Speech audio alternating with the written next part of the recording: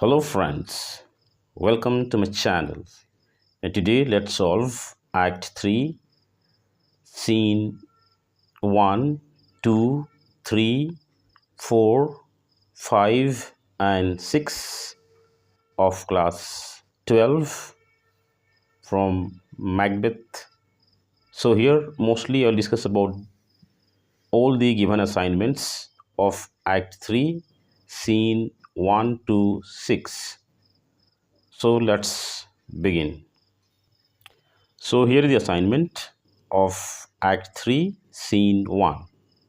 So here we have to select the correct options. So the first one, according to Banquo, how has Macbeth become king and Thane of Glamis and Cawdor? Here option B could be taken by foul means.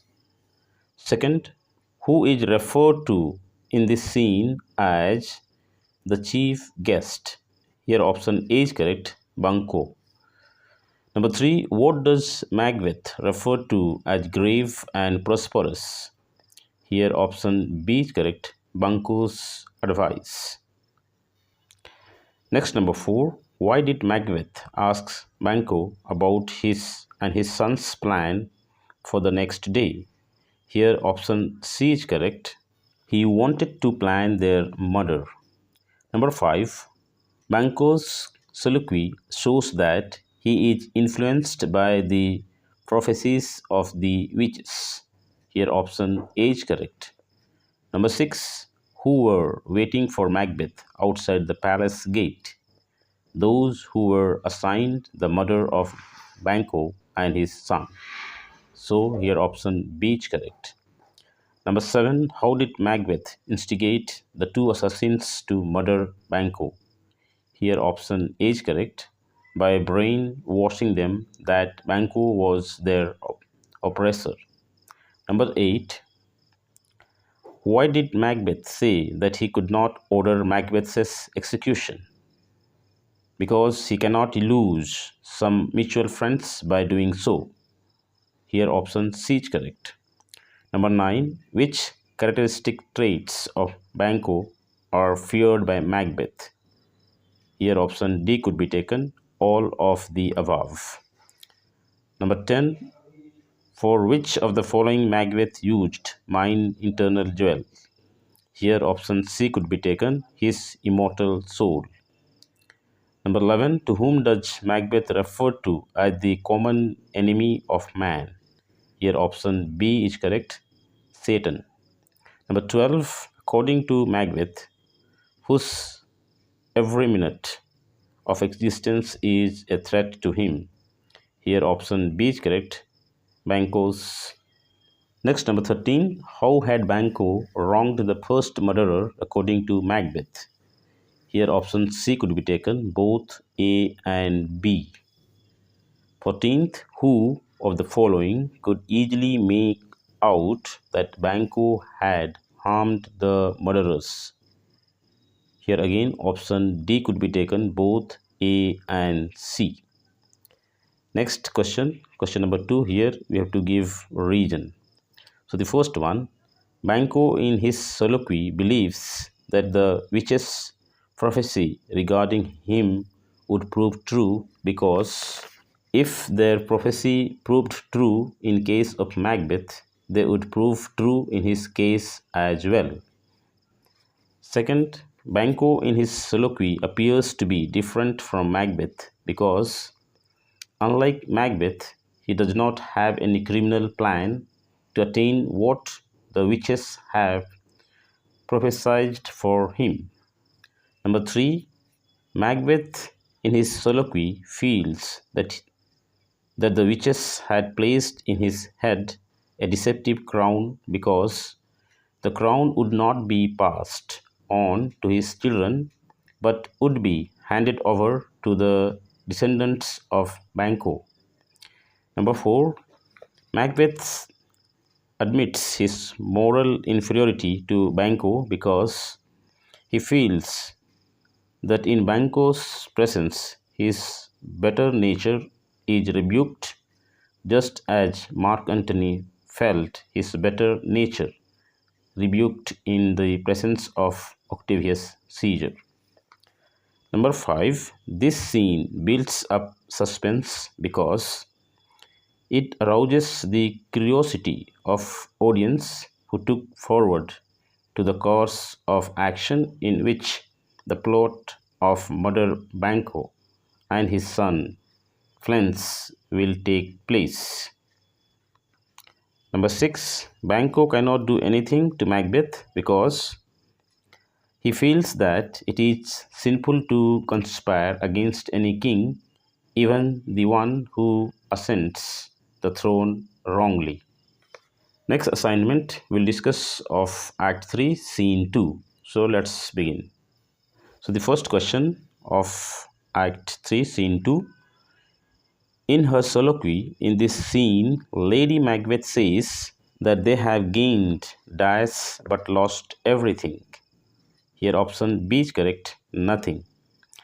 Number 2, according to Lady Macbeth, who are the only companions of Macbeth? Here option C is correct, his saddest thoughts.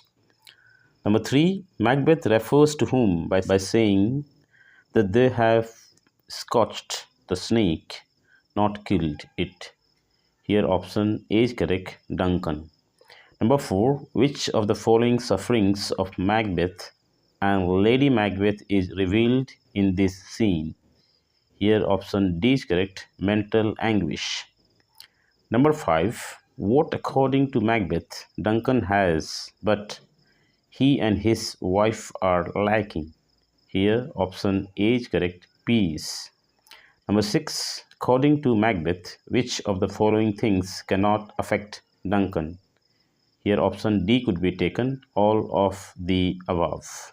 Next, number 7, but in them nature's copies not turn. Who are them in the given line as referred to by Lady Macbeth?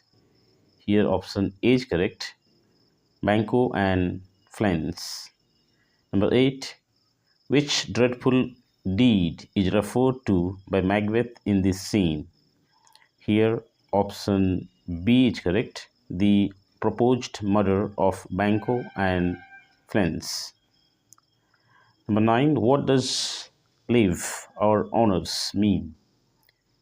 Mask our faces. Here option A is correct. Number 10, what happens to things bad begin according to Macbeth? Here option C is correct. They grow stronger with more crimes. Question number 2, here give reason. So the first one, Lady Macbeth says that though the desire has been fulfilled, yet they are not satisfied because they have no peace of mind and live in the constant fear of losing what they have gained.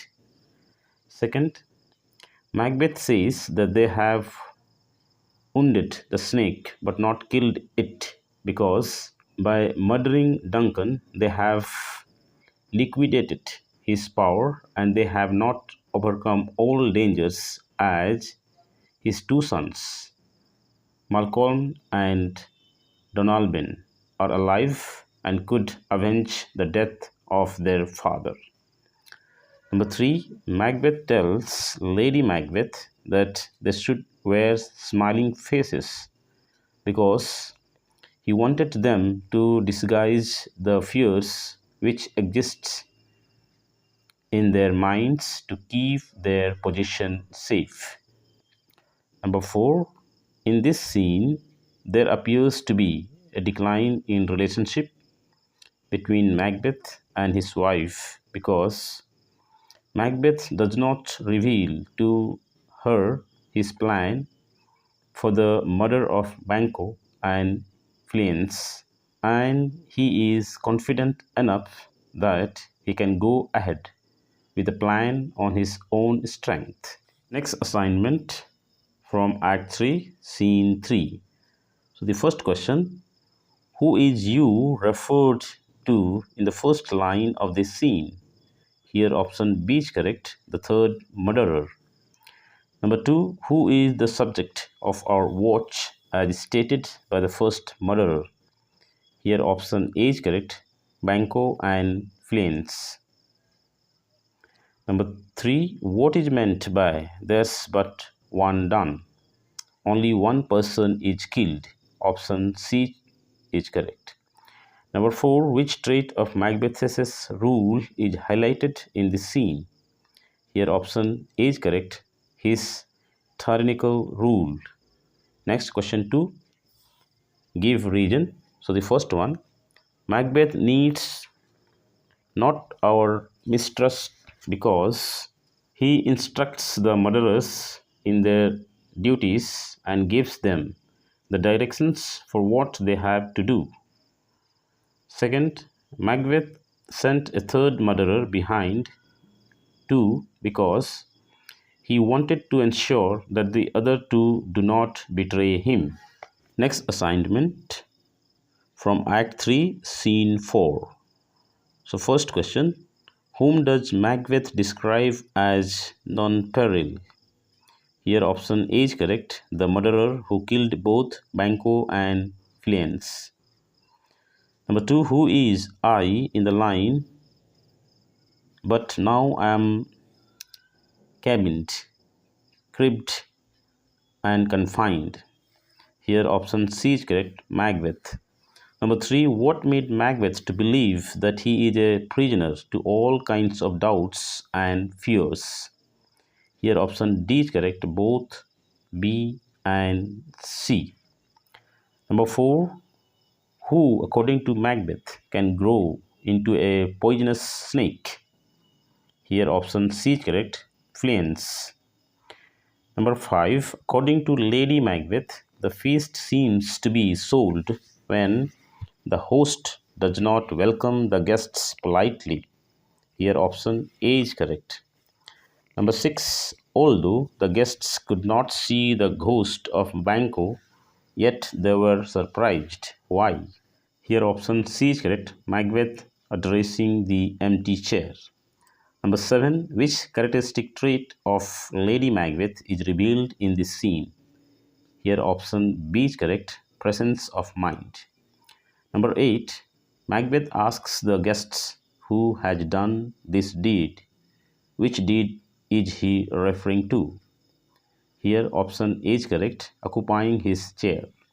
Number 9, according to Macbeth, which sight would scare the devil? Here option C is correct, the appearance of Banquo's ghost. Number 10, in this scene, the appearance of Banquo's ghost is suggestive of which of the following? Here option B is correct, Macbeth's wickedness. Number 11, which of the following characteristic traits of Lady Macbeth are evident in this scene? Here option D is correct, all of the above. Number 12, who appears to be the next target of Macbeth in this scene? Here option A is correct, Macduff. Number 13th, according to Macbeth, what happens to the men murdered in contrast to the past? They rise from the graves. Option B is correct. Number 14th, which of the following is not an animal referred to by Macbeth against whom he can fight? Here option D is correct, elephant. Number 15th, in contrast to Lady Macbeth, who does not lose the red color of her cheeks, Macbeth himself appears to be which of the following? Here option A is correct, pale with fear. Next, number 16th, according to Macbeth, a murdered person cries out in revenge for which of the following? Here option C is correct, blood. Next, question number 2, give reason. So here first one, Macbeth says that his fears have returned because Banquo's son Fleance had escaped and would avenge his father's murder. Second, at the banquet scene, Macbeth could see Banquo's ghost sitting on the chair while others could see the chair vacant because he could see Banquo's ghost sitting on it which others could not see. Number 3, Lady Macbeth dismisses Macbeth's view that he saw Banquo's ghost because she believes it an illusion of Macbeth's fear that has surfaced due to his imagination. Number 4, when the ghost and the guests have gone, Macbeth's mind is not restored to calmness or repentance because he seems to be worried about the people who can cause harm to him. Besides, he could not find any way out of his dilemma except crushing everyone around him.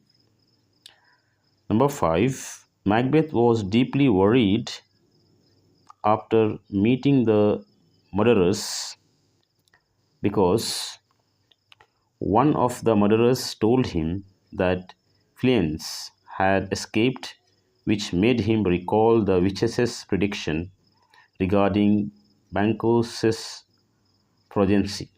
Next, number 6. The supernatural element of the banquet scene is dramatically effective because it lends an air of mystery, suspense, and horror to the scene.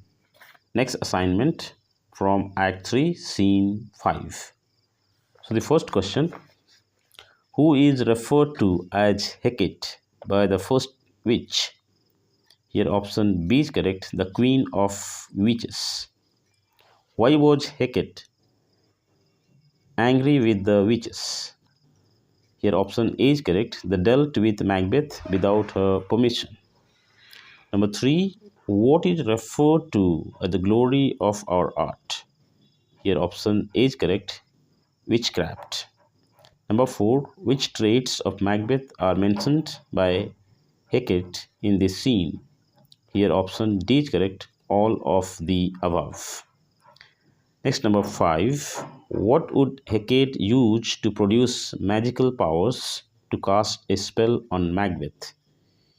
Here option C is correct, drop of moisture from moon.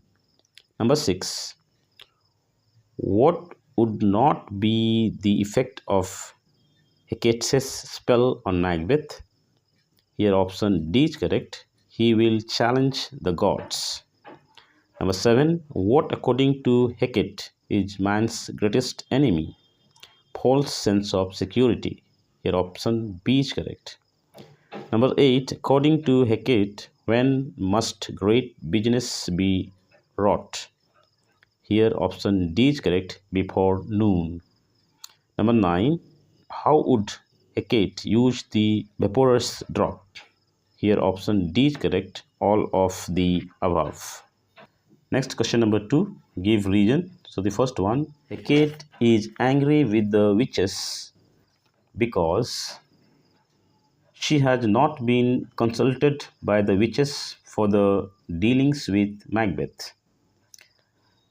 Second, Hecate feels it is pointless to help Macbeth because he is exploiting the witches for his own benefit, and such a perverse man who exploits them should not be helped. Number 3, Hecate refers to Macbeth as a wayward man because he is full of hatred and anger and comes to the witches for his benefit only. Number 4, Hecate says that Macbeth would come near the lake Acheron because he would like to know what fate has in store for him. Number 5, the apparitions produced by Hecate would lead Macbeth to his doom because under the spell of magic, Macbeth would defy fate, hold death in contempt, and go beyond the limits of wisdom to achieve his ambition.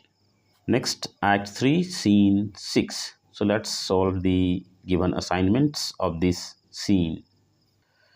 First question, who is referred to as Mai in the first line of this scene? Here option C is correct, Linux. Second, according to Linux, why was Macduff living in disgrace? Here option B is correct, he did not attend Macbeth's banquet. Number 3, from whom this tyrant holds the due of birth, identity, whom and tyrant. Here option A is correct, Malcolm by Macbeth. Number 4, from whom has Macduff asked for help against Macbeth? Here option A is correct, King Edward. Number 5, hath so suffered the king, who is referred to as the king in this scene. Here option B is correct, Macbeth. Number 6, the Lord in this chorus scene longs for both A and B. So here option C is correct. Next question number 2, here give reasons. So the first one, the Lord prays for help from England because he wants peace to be restored in Scotland so that there would be food on the tables and there could sleep through the nights. Second, the king is angry because Duncan's sons, Malcolm and Donalbain, had killed him. And if you think the video is helpful to you, please subscribe the channel and like the video.